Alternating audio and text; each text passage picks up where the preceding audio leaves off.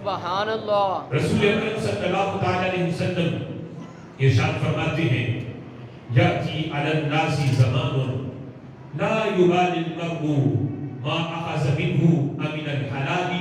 ام من الحرام۔ فرمایا کہ لوگوں پہ ایک ایسا زمانہ آئے گا، اگرچہ اس وقت وہ زمانہ نہیں تھا، اس وقت تو لوگ شبہات سے بھی بچتے، حرام تو دور کی بات ہے، جس میں حرام کا شبہ بھی ہوتا اس سے بھی صحابہ بچتے جو میرے محبوب نے ان کی تربیت کی ہوئی تھی۔ یہاں تک کہ ایک صحابی کے بارے میں آتا ہے کہ وہ نماز پڑھتے، نماز کا سلام پھرتا تو فوراً گھر چلے جاتے، دعا کا بھی انتظار نہ کرتے۔ تو لوگوں نے شکایت کی کہ یہ محبوب آپ نے نماز کے بعد کوئی درس و تدریس کرنا ہوتا ہے،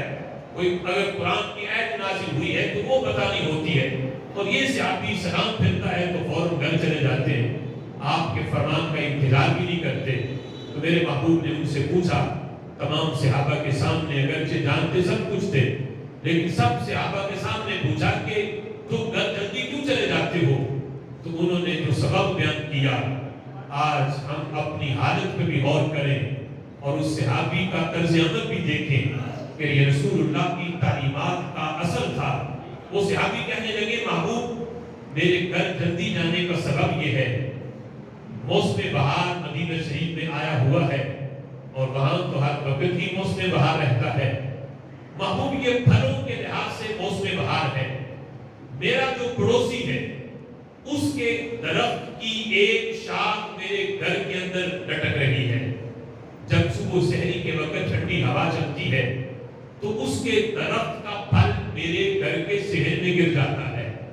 میں جلدی اس لیے جاتا ہوں کہ میرے گھر پہنچنے سے پہلے کہیں میرے بچے اٹھ کے وہ پھل کہیں کھا نہ دیں، میں گھر جا کے پھل اکٹھا کر کے اس کے گھر پہ پھینک دیتا ہوں تاکہ درخت اس کا ہے، اس کے درخت کا پھل میرے صحن میں گرا ہے اور کہیں میرے بچے اسے کھا نہ دیں، ان کے لیے چونکہ یہ حلال نہیں اس لیے میں جاتا ہوں تاکہ ان کے اٹھنے سے پہلے وہ پھل سارا اکٹھا کر کے اپنے پڑوسی کو دے دوں، کہیں یہ لقمہ اور یہ پھل میری اولاد کے منہ میں نہ چلا جائے۔ اس قدر یہ اہتمام کیا صحابہ کرام رضوان نے، پھر خالق کائنات جل جلالہ نے ان کے اس اہتمام پر آج ہمیں شکایت ہے کہ اولاد کہنا نہیں مانتی، اولاد کی نیکی کی طرف توجہ نہیں، تو ہم پہلے سب سے پہلے اولاد پہ غصہ ہونے کی بجائے پہلے اپنے کمائی پہ غور کریں کہ جو ہم نے انہیں کھلایا ہے کیا حلال کھلایا یا حرام کمایا۔ یہ ساری اگر توجہ اس بات پہ ہوگی تو پھر ہو سکتا ہے کہیں نہ کہیں کمی کوتاہی بندے کو اپنی نظر آئے۔ تو صحابہ کرام رضوان نے جب یہ اہتمام کیا تو رب ذوالجلال نے جو انہیں اولادیں دی،